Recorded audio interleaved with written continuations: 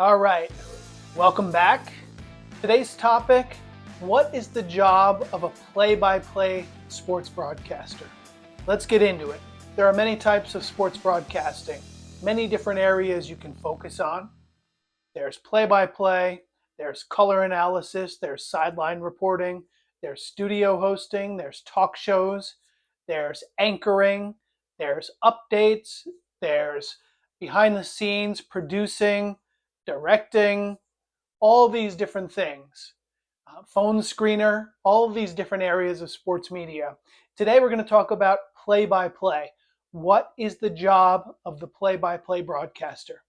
This is not going to be an exhaustive, long video that's going to keep you propping your eyelids open and staying up into the wee hours of the night. But I just want to be succinct and drive home the main themes that you need to know about becoming a sports broadcaster, a play-by-play broadcaster. And this is if you're considering a career in sports media, but it's also if you're just curious. If you're a sports fan and you watch a lot on TV, you listen on the radio, you listen online, and you just want to know what actually is the sports play-by-play broadcaster doing? What are they trying to do? And that way you can determine, are they any good at it? So let's talk about the idea of play-by-play. Two different areas of play-by-play, television and radio. Two distinct skill sets. That's the first thing you need to know about play-by-play. On television, your job as a play-by-play announcer is to identify and complement what your viewer can see. So if you're watching a basketball game, you can see the players, you can see the action, but maybe you don't know who's who. Maybe you're having a hard time telling from your vantage point who's who or exactly the precision of what's going on. That's what a play-by-play broadcaster does in TV. They're complementing their picture. But you have to keep in mind that you can see it. So a lot of it you can tell for yourself, and the play-by-play broadcaster is there to add to it. And I'm going to touch on a little bit more of that and how it differs from radio play-by-play. Radio play-by-play, in my opinion, is the more difficult of the two, because in radio, you're actually the eyes and ears of your listener. You are painting that word picture. You are describing everything you see, so your listener on the other end of the internet, on the other end of their phone, their device, their radio, so they can see it in their eyes, so they can see it in their mind's eye. You're describing what you want them to see and feel. It's as if they were blind and you are painting that word picture. How do you do that? You use geography of the field or the court. You are using descriptive terminology. You're using vocabulary that precisely paints the picture of what you're seeing and what's going on the field, on the court. So you're describing it colorfully, painting that word picture with as much detail as you can. So instead of saying it's a great catch, it's a great one-handed catch as his right foot hits the ground before he tumbles out of bounds, that's more precise. That's the word picture you want to paint, as precise as you can be. So obviously, and this is where a lot of broadcasters, especially young ones, get caught up. On radio, you've got to use more words, more vocabulary, a more varied vocabulary, because you're explaining everything in such precise detail. Flowery terminology, descriptive terminology to let your listeners see it. But on TV,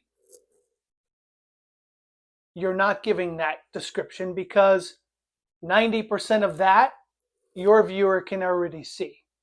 So you don't have to be as descriptive. You don't have to be as detailed and precise. So that's a completely different skill set.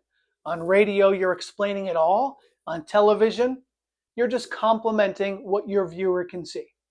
So you can tell a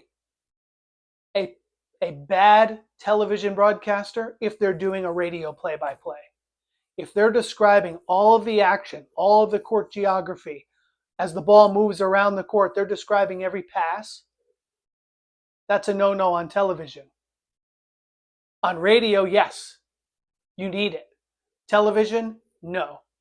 You probably need 20%, 10 or 20% of the description on television that you need on radio. Why? Like I said, because your viewer can already see it.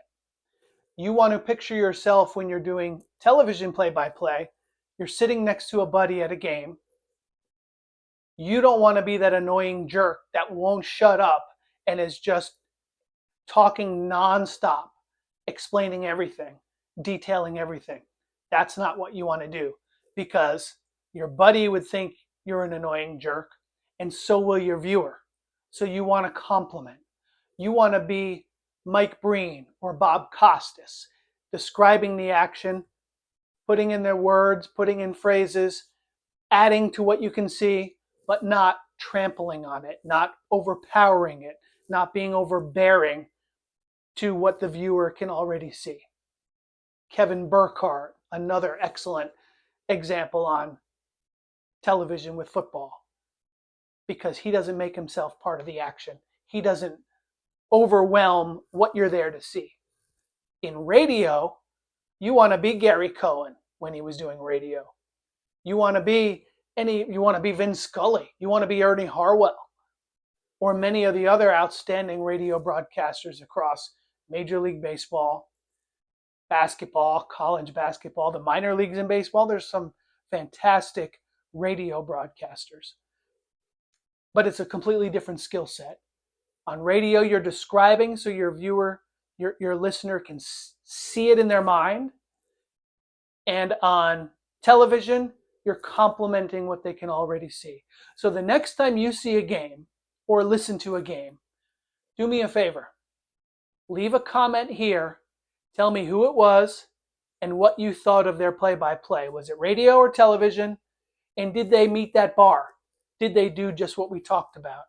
Did they describe on radio? Could you see it and feel it? And on television, did they compliment what you could already see without being overbearing and trying to overwhelm what you're already there to watch? Because you're there to watch the game, not the broadcaster.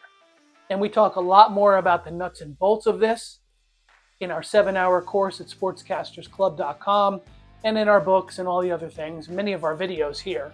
So make sure to subscribe so you can catch a lot of that. So I hope this tells you a little bit more about what you were wondering, which is, what is the job of a play-by-play broadcaster? My name is Rick. Thanks for coming, and we'll see you next time. Thanks for listening to the Sportscasters Club radio show at sportscastersclub.com. Don't forget to subscribe so you will never miss an episode. And thanks for liking, sharing, posting reviews, and spreading the word.